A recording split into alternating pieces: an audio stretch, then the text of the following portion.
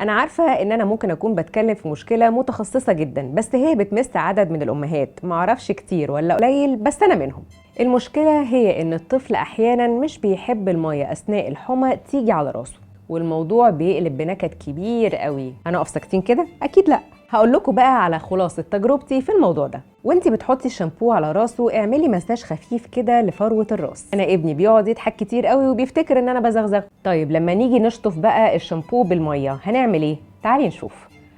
جربوا الكاب الظريف ده علشان نشطف الشامبو من على راسه من غير ما نجيب ميه على عينيه. وبالرغم من ان هو بينفع مع بعض الاطفال عادي، الا انه برضو ابني رفضه. طيب بلاش نستخدم الدش خالص، لان اندفاع الميه من الدش ممكن يضايقه. ممكن نستخدم الكوز، وانا بستخدم الكوز بحط ايدي على قرطه كده علشان امنع الميه من انها تيجي على عينيه.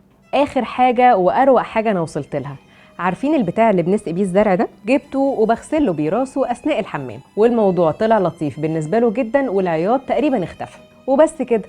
شاركوني واكتبوا لي في الكومنتس يا ترى ايه المشكله اللي ممكن تكون بتواجهكم اثناء الدش بتاع الولاد.